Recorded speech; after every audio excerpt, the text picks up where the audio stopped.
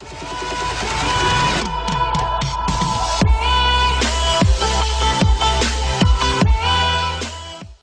स्वागत है आप सभी का हमारे यूट्यूब चैनल संस्कृत सरस्वती पर।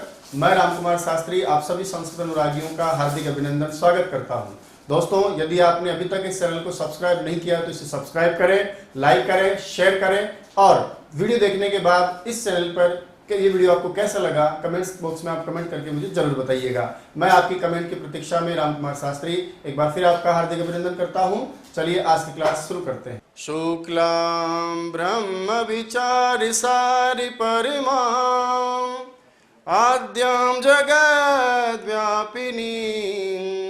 वीणा पुस्तकधारिणीं अभयदां जाड्यान्धकारपहां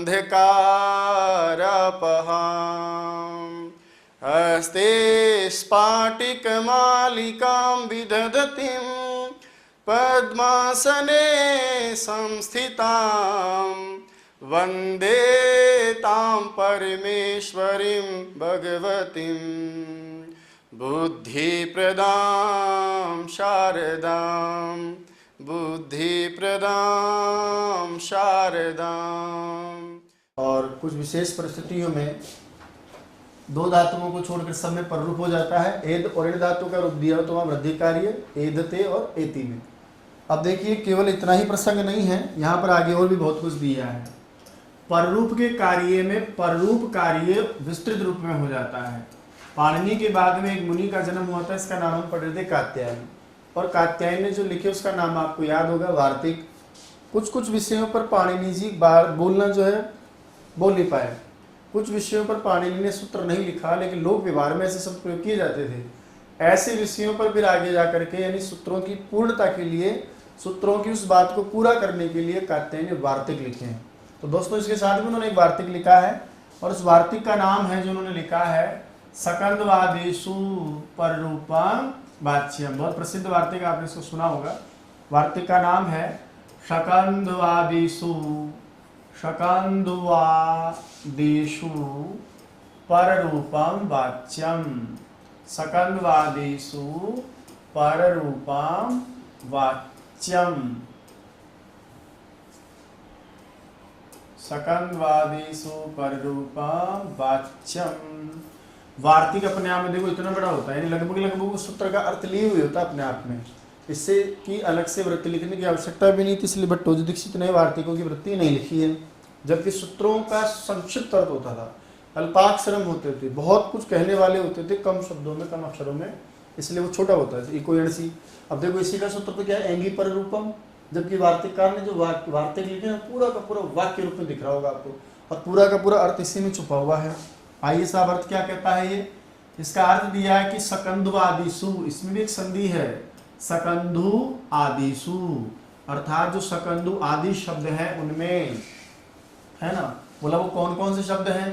तो देखिए मैं लिख ही देता हूँ एक बार, जैसे सकंधु, करकंधु, मनीषा, सकंधु, करकंधु, मनीषा, हलीसा, हलीसा, लांगलीशा, लांगलीशा, करकंदु, मनीषा, हलीसा, लांगलीशा, कुलटा, क्या कुलटा, मारतंडः, मारतंडः, अश्मंतकः, अश्मंतकः, जगह नहीं ऊपर लिख देता हूँ, एक ही बात है, पतंजलि ही, पतंजलि ही। ये सारे के सारे शब्दों का एक समूह है। और आपको याद होगा, मैंने आपको जब पाणिनि पढ़ाया था तो पाणिनि जी के बारे में लिखते समय मैंने कहा था कि उन्होंने कई सारे गण पाठों की भी चर्चा की है। और वहां मैंने आपको गण का अर्थ बताया था कि गण का मतलब होता है समूह। जैसे छंद शास्त्र आप पढ़ते हैं, वहां 3 वर्णों के समूह को गण कहते हैं। व्याकरण शास्त्र में भी 10 गण, कई सारी धातुओं के समूह को भी गण कहते हैं, भुआदि गण, ज्योत्यादि गण, अदादि गण। उसी प्रकार शब्दों के भी समूह का पाठ किया गया है, उनको भी गण कहते हैं। अब सकंदु आदि इतने सारे हैं ना, तो इन सबको संक्षिप्त रूप में कौन सा गण कहा जाएगा? सकंदु गण कहा जाएगा। तो कौन कौन है? सकंदु, करकंदु, मनीषा, हलीसा, लांगलीसा, कुलटा, मार्तंड, पतंजलि, अश्वंतक आदि सारे के सारे जो शब्द आपके, उन सभी शब्दों में, यानी इतने सारे शब्द हैं सकंदु आदि, इनमें पररूप कहना चाहिए। इन सभी में पररूप कहना चाहिए। हालांकि वह एक शब्द यूज किया गया टी को, है ना। ये जितने भी आप शब्द पढ़ रहे हैं इन सभी में टी को क्या कहना चाहिए, पररूप कहना चाहिए। और आपको टी से विशेष मतलब नहीं है, आप सीधी भाषा में समझे जिस लेवल पर हम बात करते हैं पररूप कहना चाहिए,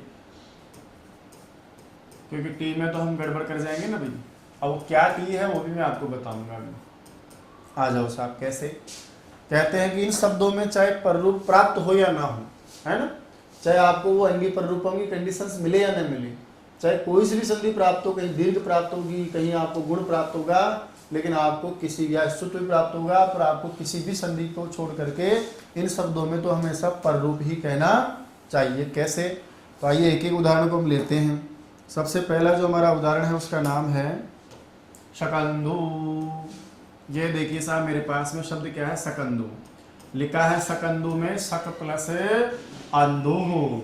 दोस्तों शक किसी देश या स्थान का नाम है, अंधु का मतलब अंधा कुआं है ना।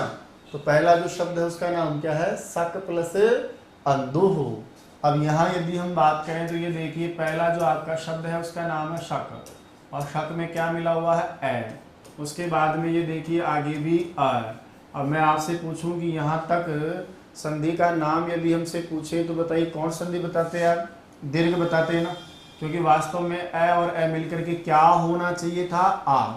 और आ होने पर आपको पता है ये शब्द क्या बन जाता, शकांधु, है ना।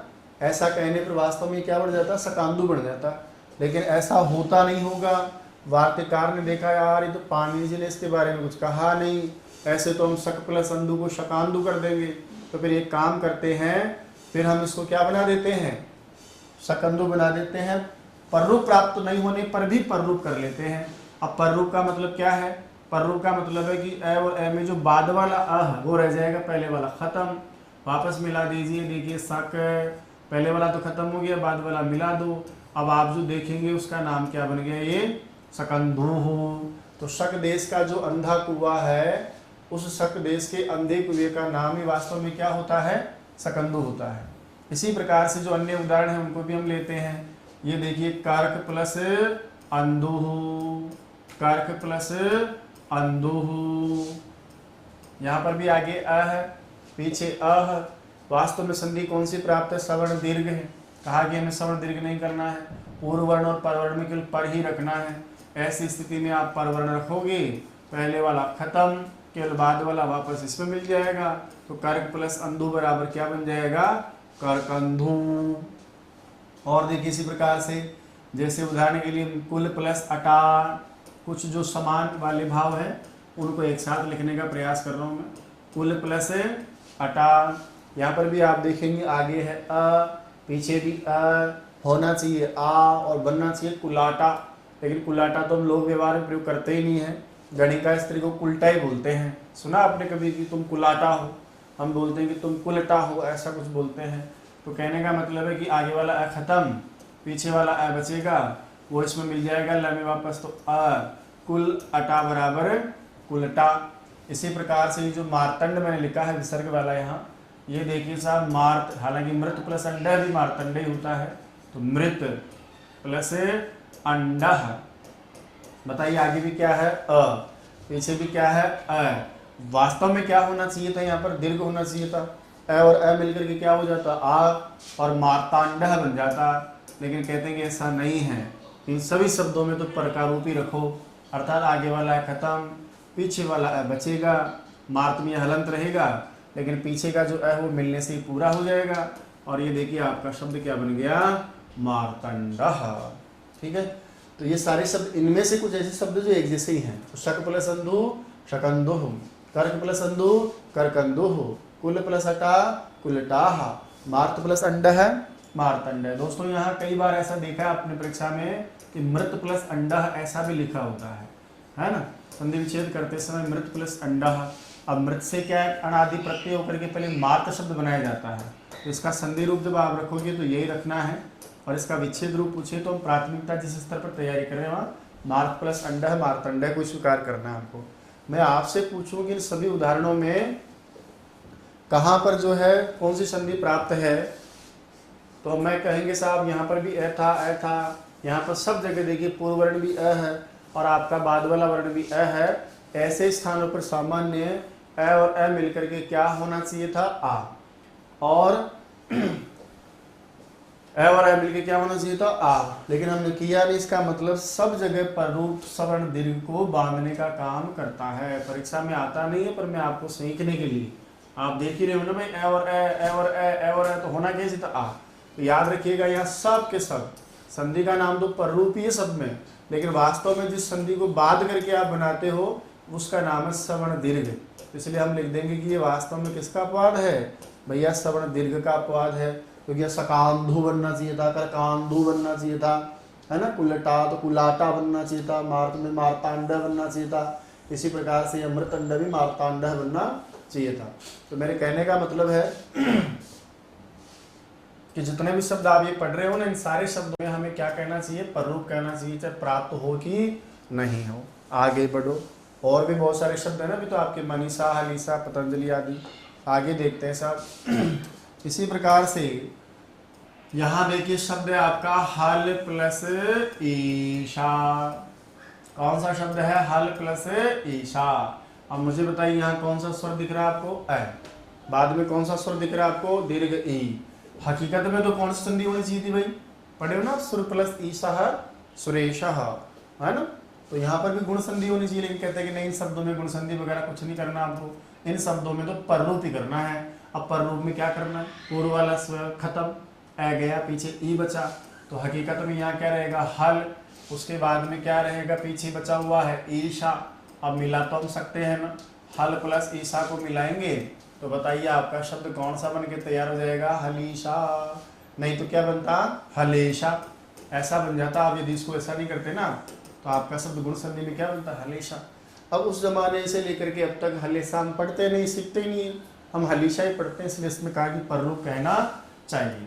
और देखिए एक शब्द है आपका लांगल, है ना, ईशा। क्या शब्द है, लांगल प्लस ईशा। यहाँ पर भी देख लीजिए आप, अ और ई मिलकर के वास्तव में कौन सी संधि होनी चाहिए थी भाई, गुण। लेकिन हम कहते हैं कि नहीं, हमें तो इसमें पररूप ही करना है, नहीं तो लांगलेशा बन जाता। पररूप में क्या करेंगे, पहले वाला खत्म, सिर्फ बाद वाला बचेगा। स्थिति आपकी ऐसी हो जाएगी, लांगल में ल हलंत, आगे है ईशा। आप जोड़ दीजिए साहब, लांग, ल में ई मिला दीर्घ वाला तो ली, और पीछे शा, लांगलीशा, यानी हल से जोती हुई आदि कई सारे अर्थों में ये सब प्रयुक्त होते हैं।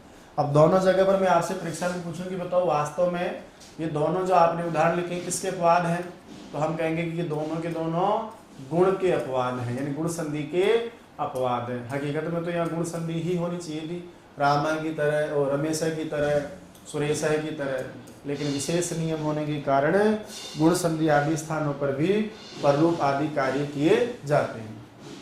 और देखिए कुछ अलग समानता रखने वाले उदाहरणों की बात करें तो कई सारी बालिकाओं के नाम होते हैं, मनीषा, सुना है ना आपने, मनीषा। तो मनीषा जी को कैसे लिखेंगे यहाँ, मानस। अच्छा हिंदी में तो मन शब्द होता है हमारा, ध्यान रहे, लेकिन संस्कृत में मन शब्द नहीं होता है। संस्कृत में क्या होता है, मनस होता है, सकारांत होता है, और ये नपुंसक लिंग शब्द होता है। रूप तो हालांकि मनः दिखता है आपको, जब हम हिंदी में लिखते हैं तो मन, लेकिन संस्कृत में इसका एक वचन में क्या बनता है, मनः। रामा की तरह लगता भी, इसलिए हम सोचते हैं कि यार ये भी पुल्लिंग होगा, लेकिन ध्यान रहे मनः शब्द पुल्लिंग नहीं होता है, मनः शब्द नपुंसक लिंग होता है। कई बार हम लोग पढ़ा देते हैं कि भैया रामः, श्यामः, गोपालः, ऐसे जो शब्द होते हैं वो सब पुल्लिंग होते हैं। फिर आप लोग क्या करते हो, एडजस्ट कर लेते हो, इसका मतलब राम, श्याम, गोपाल, कमल, मनः, ये भी पुल्लिंग ही होगा। परीक्षा में पूछे कि मनः शब्द में बताइए कौन सा लिंग है, फिर आप लोग इनसे एडजस्ट करके लिख देते हो कि सारे शब्द पुल्लिंग शब्द है ना। कितना सीधा पूछ लिया, आगो भाई मजो। कई लोग जो है ये सुनना चाहते हैं बार बार, आगो भाई मजो, कह दिया मैंने आप लोगों के लिए, आगे आगो भाई मजो। तो हम लोग गुदगुदी के मारे प्रसन्न हो जाते हैं, खुश हो जाते हैं कि आ गया भाई मजा, और उस मजे में हम क्या कराते हैं, पुल्लिंग कराते हैं। तो कुछ शब्द क्या होते हैं, जैसे मनाह, इसी प्रकार यशस से शब्द बनता है हमारा यशाह, ये सब पुल्लिंग शब्द है, धनु। तो याद रखिएगा मन शब्द नपुंसकलिंग शब्द है। आगे देखो, मन की जो इच्छाएं हैं, मनस प्लस ईशा। अब देखो यहाँ पर श है, इसके बाद में क्या है, ए है। यहाँ कोई स्वर संधि प्राप्ति नहीं है। सही बात तो ये है, क्योंकि यहाँ गुण भी नहीं हो सकता ना। ए और ई होता तो गुण होता, लेकिन इस ए के और इस ई के बीच में तो कौन दिख रहा है आपको, स दिख गया है। और शुरुआत में हम संधि में पढ़ेंगे दो वर्णों के बीच कोई तीसरा वर्ण आ जाए, व्यवधान हो जाए, तो फिर उनमें संधि कार्य नहीं होता है। तो वैसे तो मनसीसा बनना चाहिए था, ये मनसीसा, अरे मनस में ईसा मिल जाता मनसीसा, लेकिन कहते हैं कि हमें इसमें भी पररूपी करना है। बोले तो समस्या होगी, यहाँ तो स्वर है ही नहीं। तो याद रखिएगा, इसमें कहने का मतलब ये था कि इन शब्दों में पररूप कहते समय टी को पररूप कहा गया। टी का मतलब क्या होता है वो भी सुन लो ऐसे ही। किसी भी शब्द का जो अंतिम स्वर होता है ना उसको टी कहते हैं। जैसे हल में अंतिम स्वर क्या, हल। लांगल में क्या है, लांगला। शक में क्या था, क में अ। कर्क में क्या है, अ। राम में क्या है, अ। राजा में क्या है, आ। ये सब टी कहलाते हैं। लेकिन मान लो अंतिम स्वर के बाद में कोई व्यंजन भी आ जाए, जैसे उदाहरण के लिए मान लो यहाँ लिखा राजन।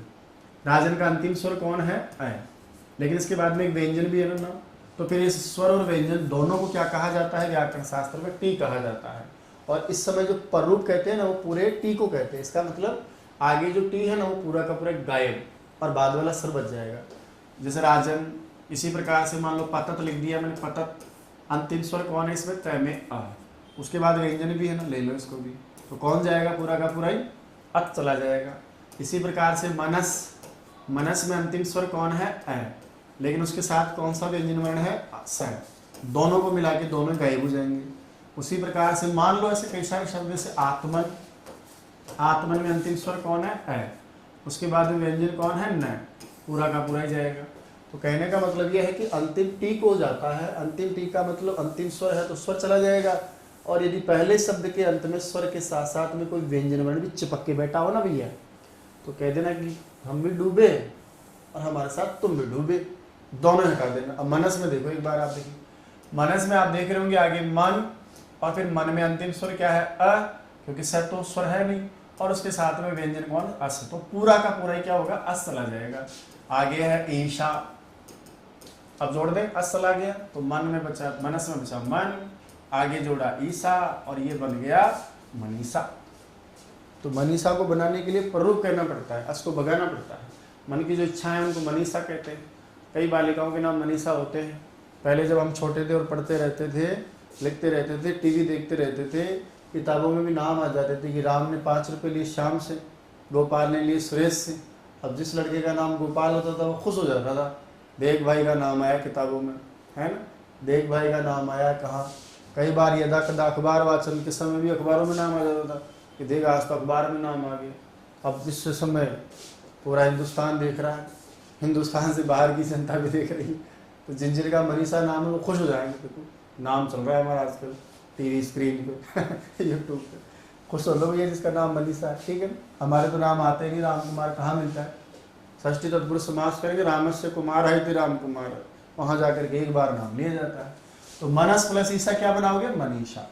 यहाँ कोई संधि कार्य वैसे प्राप्ति नहीं था, लेकिन हमने फिर भी इसमें पररूप कर दिया। क्यों, क्योंकि ऐसा नहीं करते ना तो मनस और ईसा बराबर कुछ अलग ही बन जाता है। देखिए आप, मनस में डायरेक्ट ईसा जुड़ता तो जो लड़कियां खुश हो रही है कि हमारा नाम मनीषा है उन सारी लड़कियों का नाम मनसीसा हो जाता है। ओ बेटी मनसीसा है, तो आपका नाम मनीषा बना रहे, इसलिए पतंजलि ने क्या नाम, वार्तिक काल को चिंता हुई, कात्यायन को धन्यवाद दीजिए आप सब कि कात्यायन नहीं होते तो आप सबके नाम आज मनसीसा हो जाते हैं, मनीषा किसी का नहीं होता। और देखिए इसी प्रकार से एक और उदाहरण है अश्मन, नकारांत शब्द है असमन, और आगे लिखा मैंने अंतकः, अश्मन प्लस अंतकः। यहाँ देखो अंतिम स्वर कौन है, मैं अ, और उसके साथ में व्यंजन वर्ण भी है। अलग कर लें एक बार, क्या बचेगा, अश्मन और उसके बाद में क्या है, अन। लीजिए साहब अलग कर दिया, पीछे कौन बचा हुआ है, अंतकः। अब मैं कहूँ कि बताइए यहाँ किसका लोप करेंगे, तो अंतिम स्वर कौन था, अ, और उसके साथ में कौन बैठा हुआ है आपका, न, तो अ और न दोनों का लोप हो जाएगा यहाँ पर। यानी अश्व में जो अन है वो अंतिम स्वर के साथ साथ व्यंजन को भी ले जाएगा, दोनों का लोप हो जाएगा। अब मिला दीजिए आप अश्म, आधे में वापस अ मिला तो अ, और आगे अंतकः, आपका शब्द क्या बन गया, अश्मंतकः। ऐसा नहीं करते तो क्या हो जाता, तो ये देखिए फिर अश्मन में जैसे आप अंतकः जोड़ते हैं ना तो ये शब्द आपका अश्मनांतकः हो जाता। ऐसा ना हो इसलिए क्या नाम है इसका, कात्यायन भाई साहब ने कात्यायन ने क्या कर दिया, इसके लिए वार्तिक अलग से बना दिया। लास्ट उदाहरण बहुत ही प्यारा है, पतत धन अंजलि। पतंजलि का परिचय पढ़ाते समय मैं आपको पढ़ा रहा था, सिखा रहा था कि पतंजलि शेषावतार माने जाते हैं। कौन माने जाते हैं शेषावतार? पतंजलि, क्योंकि उनका जन्म वास्तव में शेषनाग के आशीर्वाद से हुआ ऐसा माना जाता है। लिखा है वहां की पतत अंजलि, पतत अंजलि, पतत धन अंजलि। अंजलि का मतलब होता है हाथ जोड़कर जिस तरह हम करते हैं उसको अंजलि कहते हैं। जो अंजलि में ही गिर गया, वो जन्म ले लिया, उसको हम पतंजलि कहते हैं। अब यहाँ देखिए प्ररूप करेंगे हम, पतत प्लस अंजलि में बताइए अंत में कौन है स्वर?